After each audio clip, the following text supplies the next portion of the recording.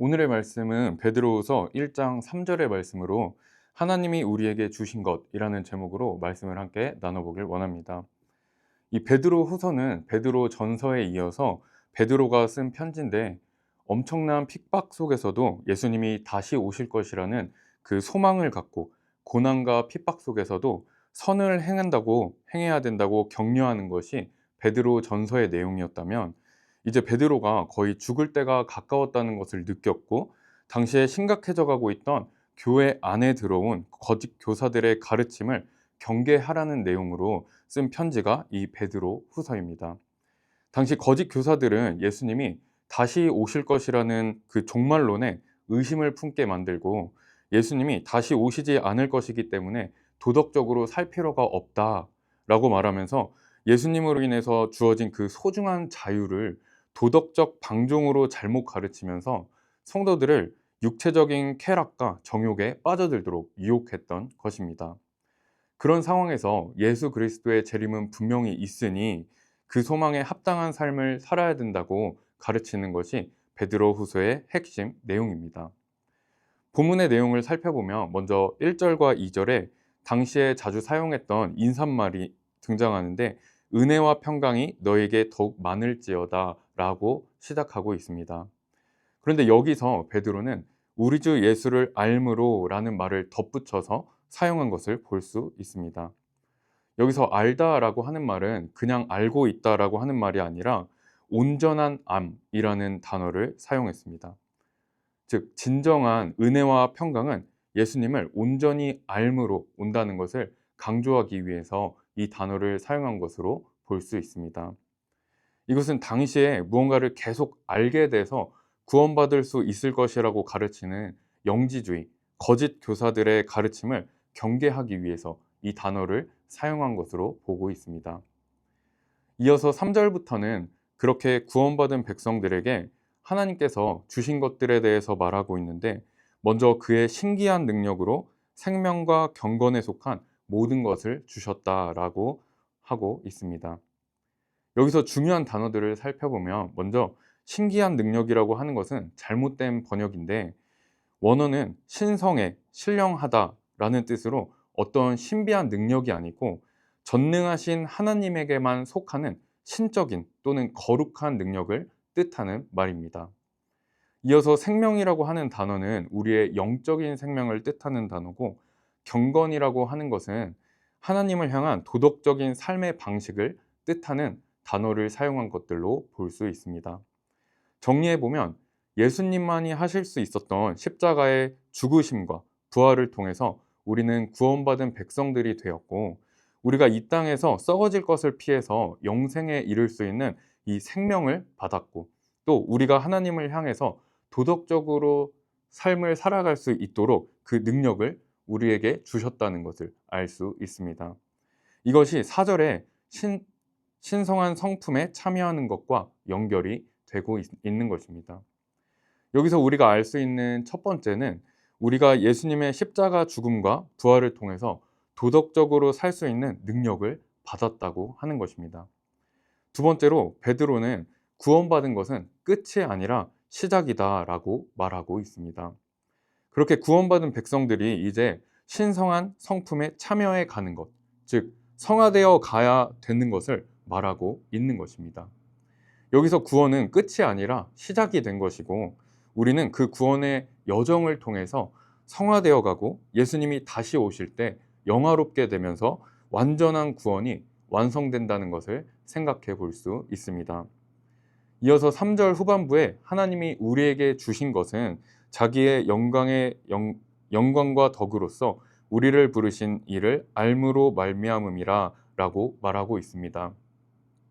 여기서 자기의 영광과 덕은 당시에 헬라 문화에서 어떤 위대한 인물의 업적을 기릴 때 사용했던 말인데, 여기서는 예수님의 신적 능력을 칭송하고 있는 의미로 사용되었습니다.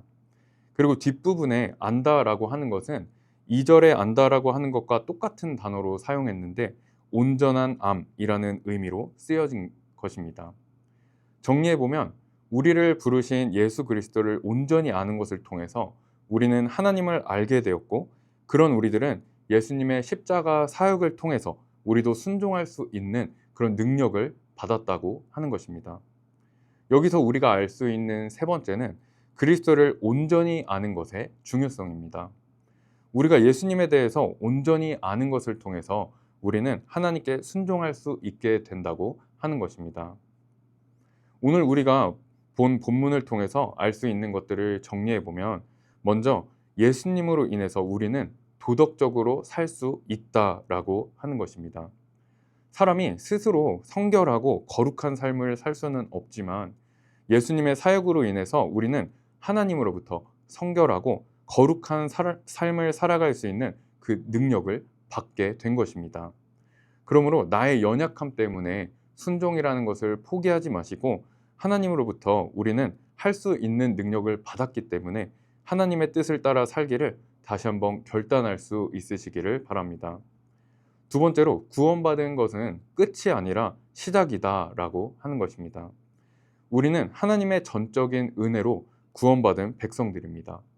이제 하나님께서는 그런 백성들에게 경건하게 살 수 있는 능력을 주셨습니다.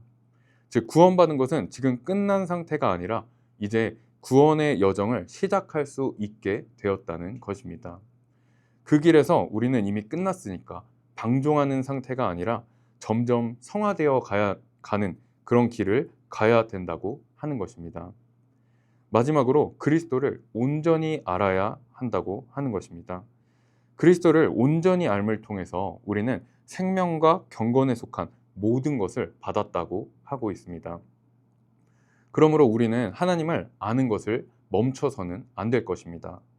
우리가 아무리 공부를 많이 했다고 하더라도, 아무리 많은 것을 깨달았다고 하더라도, 이제 나는 하나님을 다 알았어, 이제 이 세상을 다 알았어 라고는 절대 말할 수 없을 것입니다. 만약 그렇게 말한다면 엄청난 교만인 것이죠. 그렇기 때문에 겸손함으로 우리는 하나님을 더욱 알아갈 수 있기를 원합니다. 그렇게 하기 위해서 성경도 많이 보고 기도를 통해서 성령의 조명을 받는 것이 그렇게 중요한 것이죠. 오늘 내용을 정리해 보면, 하나님의 전적인 은혜로 구원받은 우리들은 예수님의 십자가 죽음과 부활로 인해서 하나님으로부터 영생을 받는 생명과 도덕적으로 살 수 있는 경건에 속한 모든 것들을 주셨습니다. 그렇기 때문에 우리는 하나님의 말씀에 순종할 수 있고, 구원받은 것이 끝이 아니라 하나님의 말씀에 순종해 나아가면서 성화되어 가는 구원의 여정을 시작할 수 있게 된 것입니다. 그 모든 것들이 우리를 부르신 이를 온전히 알을 통해서 우리에게 주어졌다고 말하고 있습니다. 그러므로 우리는 하나님을 더욱 온전히 알기를 원합니다. 우리의 힘으로는 할 수 없습니다. 하나님을 더 알기 위해서 성경도 읽고 깨닫기 위해서 기도하면서 성령의 조명을 받는 것을 통해서 우리는 하나님을 더 알 수 있고, 또 하나님의 뜻대로 살아갈 수 있고 구원의 여정을 안전하게 마칠 수 있게 되는 것입니다. 그러므로 하나님이 우리에게 주신 것에 감사하면서 하나님을 더욱 알아가고, 또 구원받은 백성으로서 세상에 썩어질 것을 따르는 것이 아니라 하나님의 뜻을 따라가되 구원의 최종 목적지를 기억하고 그 소망을 잃지 않고 하나님의 뜻을 따라갈 수 있는 우리 모두가 될 수 있기를 바랍니다. 오늘 하루도 우리를 구원해 주신 하나님의 은혜와 평강을 누릴 수 있는 오늘 하루 보내시기를 바랍니다. 기도하겠습니다. 하나님 아버지, 감사합니다. 오늘 베드로후서 1장 3절을 통해서 우리에게 능력 주신 하나님을 다시 한번 기억해 봅니다. 우리가 예수님이 다시 오신다는 소망을 잃지 않게 해주시고, 세상에 어떤 거짓 가르침에 속아서 쾌락을 쫓고 거짓 성공을 쫓는 것이 아니라 하나님을 더욱 알고 하나님의 뜻을 따라갈 수 있는 우리 모두가 되게 하여 주시옵소서. 겸손하게 주님을 더욱 알기를 원하오니 오늘 하루도 함께 해주셔서 지각을 열어주시고, 또 하나님을 알게 해주시고 느낄 수 있게 해주시고 구원을 누릴 수 있는 오늘 하루 될 수 있도록 인도하여 주시옵소서. 감사드리며 예수님의 이름으로 기도드립니다. 아멘.